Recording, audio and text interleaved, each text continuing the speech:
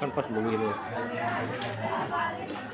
Bismillah. Assalamualaikum warahmatullahi wabarakatuh. Waalaikumsalam warahmatullahi wabarakatuh. Innal hamdalillah nahmaduhu wa nasta'inuhu wa nastaghfiruh wa na'udzu billahi min shururi anfusina wa min sayyiati a'malina. Man yahdihillahu fala mudilla lahu wa man yudlil fala hadiya lahu.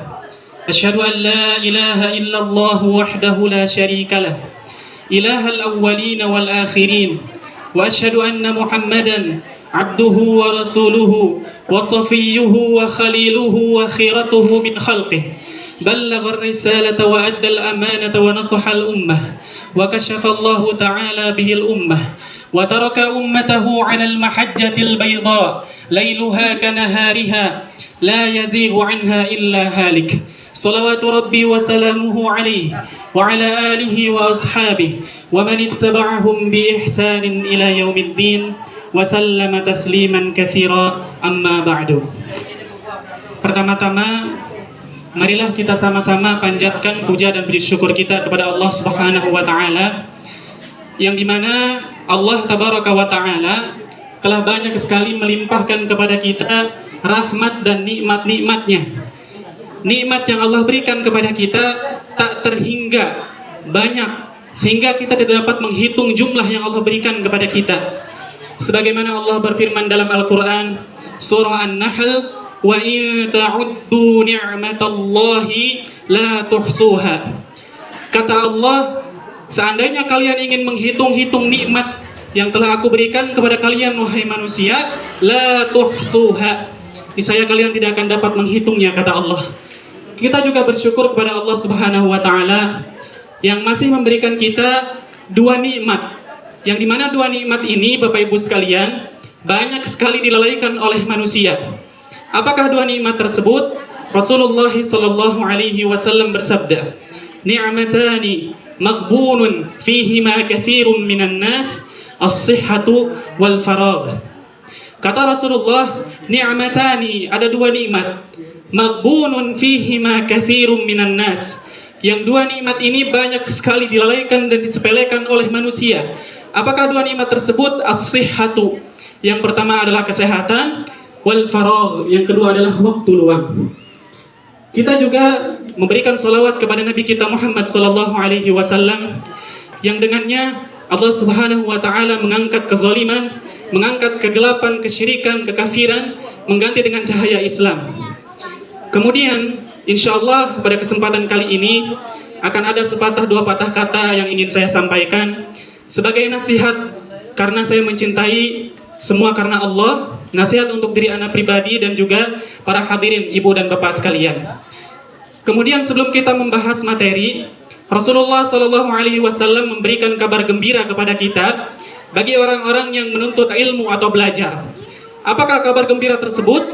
Rasulullah Shallallahu Alaihi Wasallam bersabda, "Majtama'a qaumun fi baitin min buyutillah yatluna kitaballah wa yatadarasunahu bainahum illa nazalat alaihimus sakinah wa ghashiyatuhumur rahmah wa haffathumul malaikah wa dzakarahumullahu fi man indah." Yang artinya, tidaklah suatu kaum, sekumpulan orang berkumpul di salah satu rumah atau salah satu rumah-rumahnya Allah Subhanahu wa taala, dan mereka di dalamnya membaca Al-Qur'an, mentadaburi Al-Qur'an, kemudian saling mengajarkan ilmu agama, kecuali Allah akan turunkan kepada mereka yang pertama adalah ketenangan. Kemudian yang kedua adalah rahmat atau kasih sayangnya Allah Subhanahu wa taala. Kemudian yang tiga, Allah Subhanahu wa taala akan menjadikan para malaikat membuka sayapnya menaungi para orang-orang atau manusia-manusia yang belajar ilmu agama. Kemudian yang keempat, keistimewaan orang yang menuntut ilmu adalah Allah Subhanahu wa taala akan menyebut-nyebut nama mereka di antara penduduk langit, yaitu malaikat. Kemudian kita mohon kepada Allah Subhanahu wa taala semoga kita termasuk orang-orang yang mendapat empat keistimewaan tersebut. Allahumma amin ya rabbal alamin. Baik, sebelum menyampaikan materi, saya juga ingin memperkenalkan diri. Nama saya Muhammad Zaki Alwan atau dipanggil Alwan. Saya anak dari Bapak Muksin atau adiknya dari Bapak Maidi. Juga kakek saya berasal dari kampung Cacang yang bernama Hasanuddin rahimahullahu taala. Kemudian juga nenek saya bernama Zahara yang berasal dari Pulau Pisang atau Kauman rahimahullahu taala. Insyaallah pada kesempatan kali ini yang pertama akan kita bahas adalah pentingnya silaturahmi. Allah Subhanahu wa taala berfirman dalam Quran surah An-Nisa, "Wattaqullaha alladzi tasaaluna bihi wal arham. Innallaha kana 'alaikum raqiba." Yang artinya, bertakwalah kalian kepada Allah wahai manusia. Wattaqullaha alladzi tasaaluna bihi wal arham. Yang kalian itu ketika berdoa memohon dengan nama-namanya. Dan juga hendaklah bagi kalian untuk menyambung tali silaturahmi. Innallaha kana 'alaikum raqiba. Karena sungguhnya Allah itu atas amalan-amalan perbuatan-perbuatan kalian itu maha melihat. Di sini di ayat ini Allah menyandingkan silaturahmi dengan ketakwaan kepadanya. Ini menunjukkan silaturahmi merupakan syariat, merupakan perintah yang agung di sisi Allah Subhanahu wa taala yang harus kita jaga sebagai seorang muslim. Kemudian juga ada larangan Bapak Ibu sekalian kita untuk memutus tali silaturahmi. Sebagaimana Rasulullah sallallahu alaihi wasallam bersabda, "La yadkhulul jannata qati'un."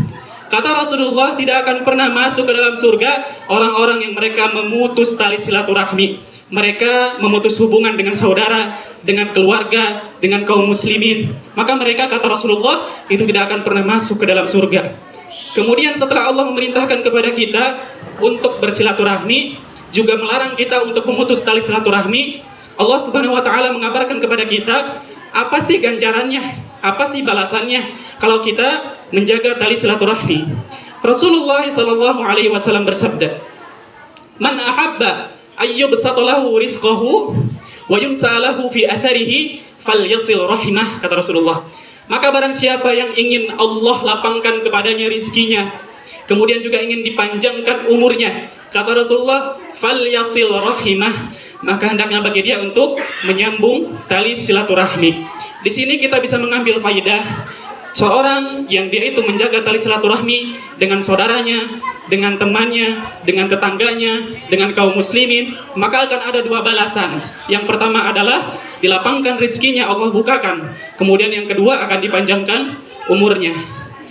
Kemudian yang selanjutnya yang akan kita bahas, gimana sih caranya? Kita ini kan sebuah keluarga besar. Kita berkumpul di dunia. Kita juga pengen nanti di akhirat kita berkumpul, sama-sama berkumpul di surganya Allah Subhanahu wa taala. Nah, kalau kita pengen hal tersebut, sudah dikabarkan oleh Allah Subhanahu wa taala. Pertama dalilnya dalam Quran surah Al-Asr. Allah taala berfirman, "Wal 'asr, innal insana lafi khusr, illa alladziina aamanu wa 'amilus shalihat wa tawasaw bil haqqi wa tawasaw bis sabr."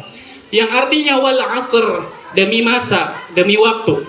Innal insana lafi khusr. Sesungguhnya manusia itu benar-benar berada pada kerugian. Illalladzina amanu, kecuali orang-orang yang beriman, wa amilus shalihat, dan mereka beramal soleh, wa tawasau bil haq, wa tawasau bis sabr, dan mereka saling menasihati satu sama lain di dalam hal yang benar dan juga di dalam kesabaran dalam menghadapi ujian di kehidupan ini. Ini menunjukkan bahwasannya apabila ada sebuah keluarga, perkumpulan yang mereka saling memerintahkan kepada kebaikan, mengajak kepada kebaikan, kemudian juga melarang anggotanya untuk melakukan sesuatu yang dilarang oleh Allah dan Rasulnya, maka mereka termasuk orang-orang yang beruntung di surat ini, dan mereka akan dikumpulkan kembali di surganya Allah Subhanahu wa ta'ala. Kemudian ada sebagian orang, Bapak Ibu sekalian, yang mereka itu marah apabila dinasehati. Sedangkan Rasulullah Shallallahu Alaihi Wasallam bersabda, "Man ahabbaka nasohaka." Kata Rasulullah, orang yang cinta karena kamu, orang yang sayang sama kamu karena Allah, mereka akan memberikan nasihat kepadamu. Mereka akan menegurmu, mereka akan melarangmu apabila kamu melakukan kesalahan. Inilah termasuk perbuatan orang-orang yang mereka saling menasihati di dunia agar apa? Agar nanti ketika di akhirat mereka dikumpulkan kembali oleh Allah Subhanahu wa taala di surganya. Kemudian juga yang selanjutnya adab di dalam keluarga. Rasulullah sallallahu alaihi wasallam bersabda, "Laisa minna man lam yarhar saghirana wa yuwaqqir kabirana." Kata Rasulullah, bukan termasuk golonganku berarti bukan orang Islam, bukan termasuk sifat orang Islam. Malam yarham saghirana, yaitu mereka yang gak cinta, gak sayang sama anak kecil. Wa yuwaqqir kabirana, dan mereka yang tidak menghormati orang yang besar. Di sini menunjukkan adab yang selanjutnya, sebagai seorang muslim, yang kecil harus menghormati yang dewasa, dan yang dewasa harus menyayangi anak-anak yang kecil. Kemudian yang selanjutnya, kita belajar dari sosok Nabi kita Muhammad SAW, yang dimana beliau SAW merupakan qudwah atau contoh yang baik bagi kita di segala aspek kehidupan.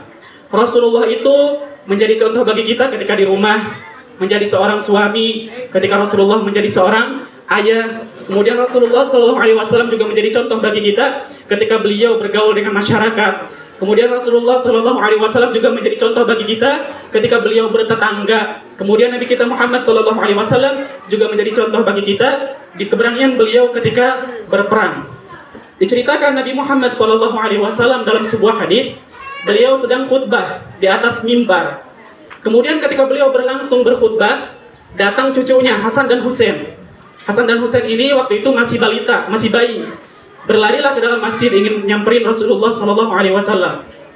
Kemudian Hasan dan Husain ini, jubah yang dipakainya kebesaran Bapak Ibu sekalian, sehingga tersandung dan terjatuh. Nabi kita Muhammad adalah sosok insan yang mulia. Beliau adalah seorang nabi yang dijamin oleh Allah Subhanahu wa taala tidak akan pernah merasakan yang tidak akan pernah melakukan sebuah dosa, kata Allah Subhanahu wa taala. Apakah beliau membiarkan anak-anak tersebut terjatuh? Tidak. Ketika beliau berkhutbah, beliau turun dari mimbarnya. Kemudian beliau mengangkat Hasan dan Husain, kemudian beliau peluk dan beliau cium. Inilah yang termasuk tawadhu atau tidak sombongnya Nabi Muhammad SAW. Oh, itu kan contohnya ketika Nabi sama cucunya, sama anak kecil yang bukan keluarganya gimana? Diceritakan dalam sebuah riwayat yang lain, ada namanya Abu Umair. Abu Umair ini adalah sahabat di zaman Nabi SAW dan masih kecil ya. Abu Umair ini memiliki peliharaan seekor burung, dan burungnya ini mati Bapak Ibu sekalian ketika dimainkan. Lantas Abu Umair ini menangis, bersedih, galau gitu ya. Kemudian Rasulullah nyamperin Abu Umair ini, kenapa kamu sedih gitu ya, dan lain sebagainya. Kemudian dihibur, disemangati, dimotivasi, sehingga anak kecil ini menjadi bersemangat kembali dan tidak bersedih kembali. Inilah Rasulullah SAW sebagai suri tauladan bagi kita ketika beliau itu berkasih sayang terhadap anak kecil, baik itu keluarganya ataupun bukan. Kemudian diceritakan dalam yang lain, Nabi Muhammad SAW itu juga menyayangi hewan-hewan. Diceritakan Nabi ketika melihat seekor keledai, Bapak Ibu sekalian.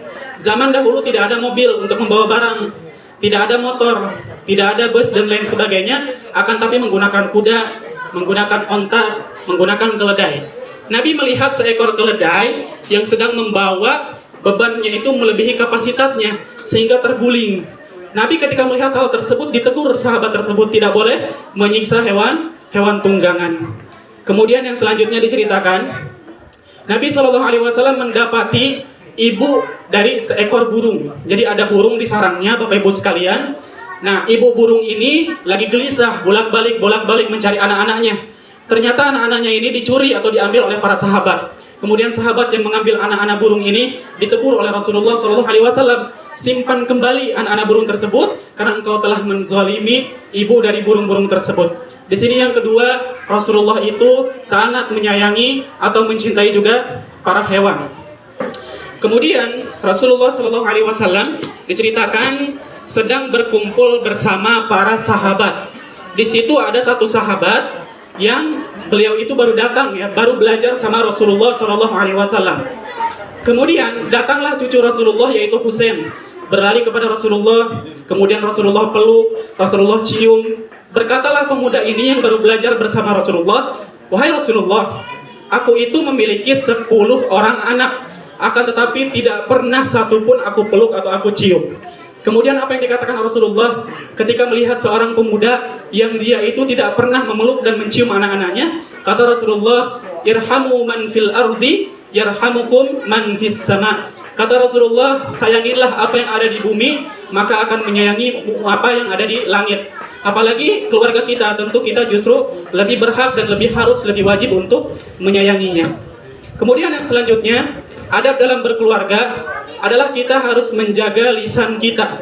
Rasulullah sallallahu alaihi wasallam bersabda, "Man kana yu'minu billahi wal yaumil akhir falyakul khairan aw liyasmut."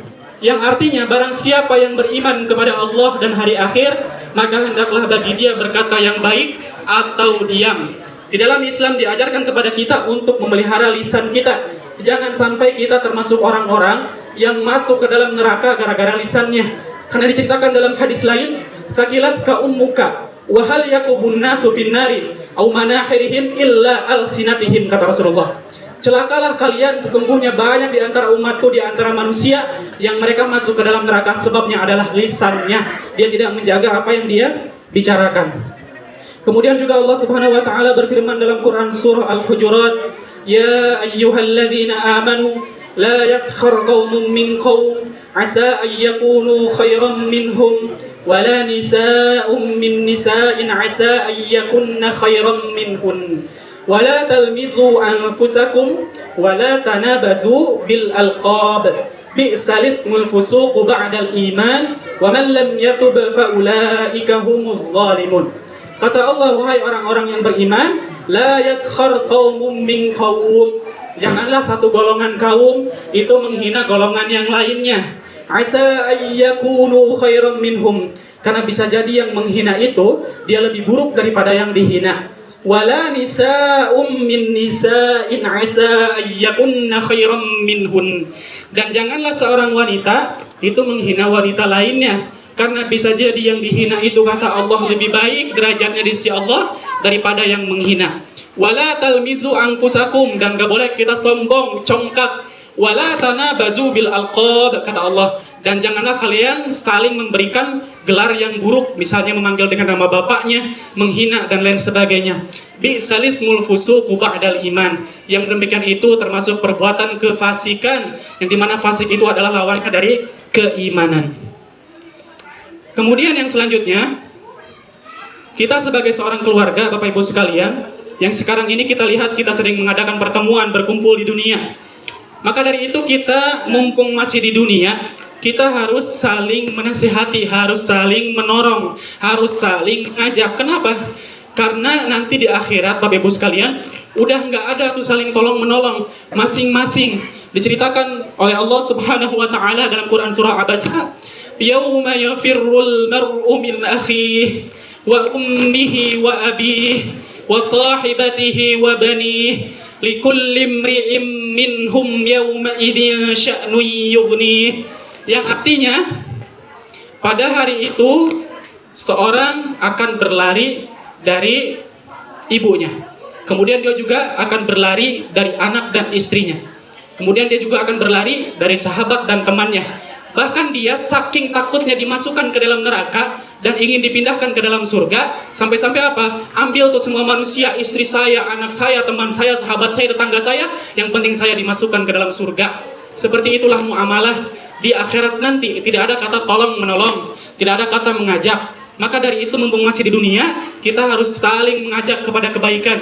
Kita harus ingin ketika dunia berkumpul, di akhirat pun kita akan berkumpul. Ketika di dunia kita mengamalkan amal soleh, di dunia pun kita nanti di akhirat akan dimasukkan ke dalam surganya Allah Subhanahu wa taala bersama-sama. Dalilnya mana? Allah Subhanahu wa taala berfirman dalam Quran surah Al-Maidah, "Wa ta'awanu 'alal birri wat taqwa wa la ta'awanu 'alal itsmi wal 'udwan." Yang artinya, saling tolong menolonglah kamu di dalam kebaikan dan ketakwaan, dan janganlah kamu saling tolong menolong dalam keburukan. Ini menunjukkan apa? Kepada orang lain saja kita harus saling tolong menolong, apalagi keluarga kita, maka berhak atas pertolongan kita. Kemudian yang selanjutnya, kita sebagai sesama keluarga harus menjaga nama baik keluarga. Rasulullah SAW bersabda, "Khairukum khairukum li ahlihi." Orang yang paling baik di antara kalian adalah yang bisa menjaga nama baik keluarganya. Kita sebagai seorang keluarga nih, terkenal kita adalah perkumpulan orang-orang Aceh misalnya. Kita meskipun tidak berkumpul, itu di luar sana harus apa? Harus menjaga nama baik, bahwasanya orang-orang Aceh itu beradab, orang Aceh itu baik, sopan, dan lain sebagainya. Di antara syariat selanjutnya yang kita bahas apa? Kita harus menjaga nama baik keluarga kita. Kemudian yang selanjutnya, Rasulullah itu gimana sih cara mendidik anak-anaknya dan mendidik para sahabat? Diceritakan dalam sebuah riwayat, Bapak Ibu sekalian, kita sedikit membahas sirah tentang kota Madinah. Kota Madinah sebelum Rasulullah masuk, itu kota tersebut dipenuhi dengan kezaliman, dipenuhi dengan perbuatan maksiat, dipenuhi dengan kemungkaran. Diceritakan orang-orang di Madinah sebelum Rasulullah hijrah ke Madinah bersama para sahabatnya, itu orang-orangnya itu minum khamar, mabuk-mabukan, seperti mereka meminum air teh. Saking apa? Saking sudah biasanya bermabuk-mabukan. Kemudian juga Madinah sebelum kedatangan Rasulullah itu dipenuhi dengan penyakit menular. Setelah Nabi kita Muhammad Sallallahu Alaihi Wasallam masuk ke dalamnya, Allah Subhanahu Wa Taala mengangkat kezaliman tersebut. Allah Subhanahu Wa Taala mengangkat kemungkaran tersebut. Datanglah cahaya Islam yang kata Anas bin Malik ketika Rasulullah masuk itu seakan-akan beliau menerangi seluruh Madinah. Dengan apa? Dengan cahaya Islam. Rasulullah itu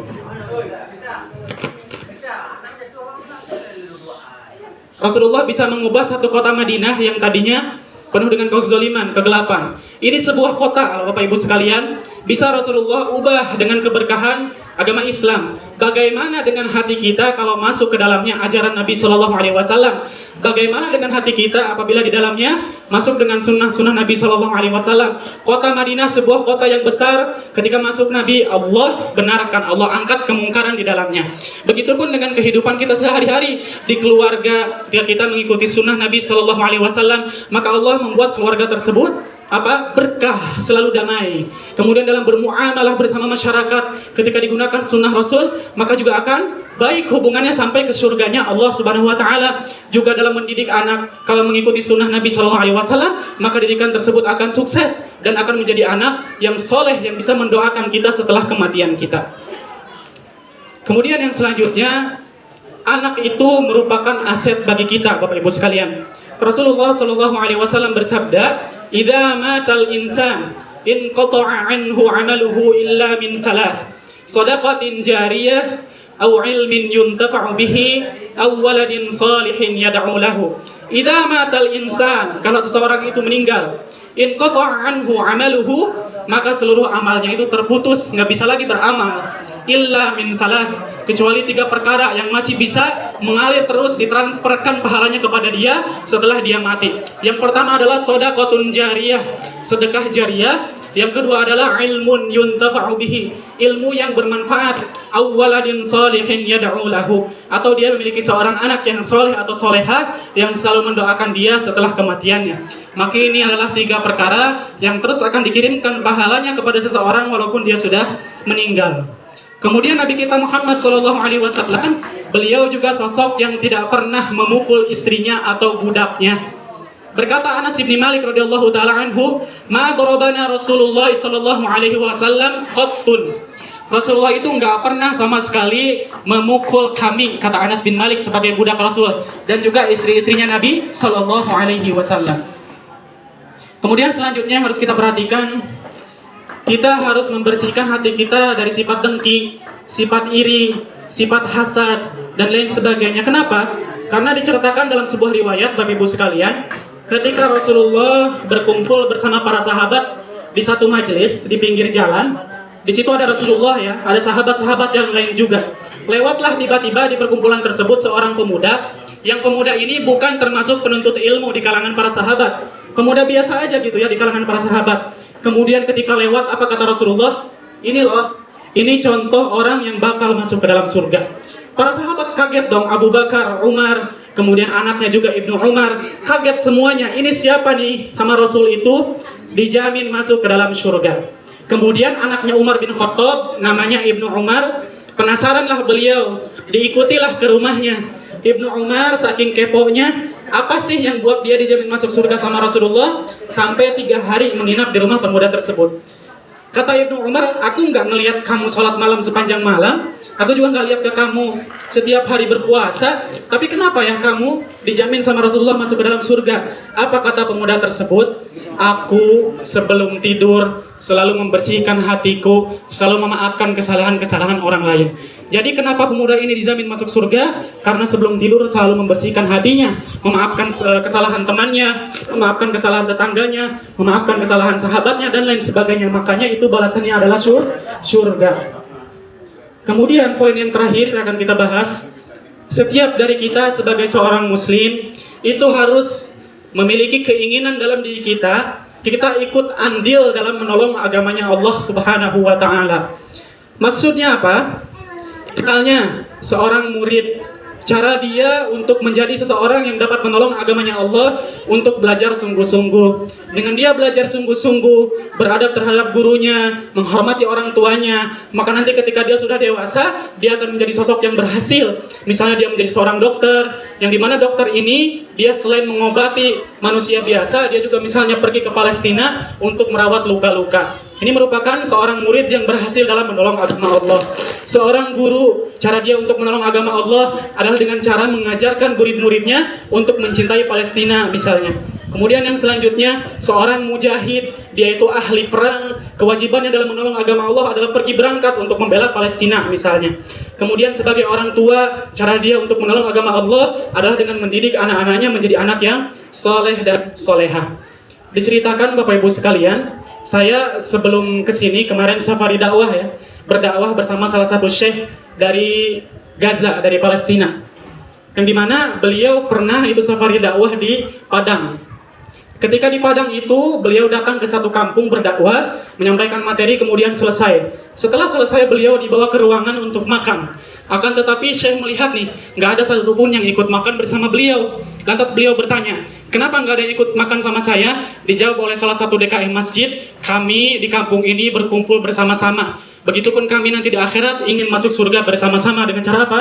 Dengan cara berpuasa Senin Kamis bersama-sama. Ini salah satu contoh keluarga di kampung yang saling berbondong-bondong, saling tolong-menolong, saling mengajak dalam kebaikan, yang mereka selain ingin berkumpul di dunia, ingin pula berkumpul di akhirat kelak. Kemudian Bapak Ibu sekalian, karena saya kemarin terakhir bersama Syekh dari Gaza, Palestina, asli kampungnya dari situ, yang dimana terakhir itu ada 150.000 dari orang-orang saudara-saudara kita di Palestina yang mati syahid, baik itu meninggalnya gara-gara dibom, dirudal, ditembak, ataupun meninggalnya gara-gara kelaparan. Jadi cara Yahudi Bapak Ibu sekalian untuk menzalimi kaum Palestina memerangi dengan dua cara. Yang pertama dengan kezaliman, dengan rudal, yang kedua dengan dibuat mereka kelaparan sehingga meninggal. Kemudian juga Syekh menceritakan, anak-anak di sana udah nggak bisa sekolah seperti anak-anak kita sekarang. Sekolah-sekolah semuanya sudah hancur, masjid-masjid semuanya sudah hancur. Kemudian juga rumah sakit juga tidak ada sama sekali, sudah hancur, dibom merata dengan tanah. Dengan semua kesusahan mereka, dengan semua cobaan mereka, dengan semua rasa sakit dan kesedihan mereka, apakah mereka menyerah? Tidak. Ceritakan mereka orang Palestina itu tetap semangat, misalnya di bulan Ramadan. Meskipun masjidnya rusak, mereka tetap sholat tarawih di jalan-jalan. Kemudian juga mereka tetap melaksanakan sholat Idul Fitri di jalan-jalan, walaupun resikonya apa? Akan dibom. Jadi mereka itu di Palestina tidak memiliki seperti kita di Indonesia, yaitu nikmat ketenangan dan keamanan. Kita di Indonesia punya ketenangan, punya keamanan. Kapanpun kita ingin keluar dari rumah, pasti aman. Gak ada kita was-was dibom dari atas. Dengan cara apakah kita dapat mensyukuri nikmat ketenangan dan keamanan di Indonesia ini? Yaitu dengan cara bersungguh-sungguh dalam beribadah. Kita bersyukur kepada Allah. Allah sudah memberikan ketenangan dan keamanan kepada kita di dalam beribadah. Kemudian juga yang terakhir, Rasul itu ngajarin kita sebagai orang Islam bukan menjadi orang soleh aja. Bukan kita baik untuk sendiri aja, bukan kita ingin masuk surga sendiri aja. Akan tapi Rasulullah itu mengajarkan umatnya, selain soleh tapi muslih, selain dia baik untuk dirinya sendiri, dia juga menginginkan orang di sekitarnya baik seperti dia. Selain dia takut untuk melakukan kemaksiatan, dia juga takut orang-orang di sekitarnya berbuat kemaksiatan. Selain dia ingin masuk surga untuk dirinya sendiri, dia juga ingin apa? Orang di sekitarnya itu masuk surga seperti dia. Inilah ajaran Rasulullah, muslih dan juga soleh, baik untuk diri sendiri dan menginginkan di sekitar itu baik seperti dia. Mungkin ini yang bisa disampaikan. Kurang lebihnya mohon maaf. Semoga bisa diambil faidah. Mohon maaf apabila kepanjangan ceramahnya. Allahumma amin ya rabbal alamin. Alafu minkum. Setelah ini langsung tutup. Baik. Insyaallah setelah ini akan saya kembali serahkan kepada moderator. Barakallahu fikum. Wassalamualaikum warahmatullahi wabarakatuh.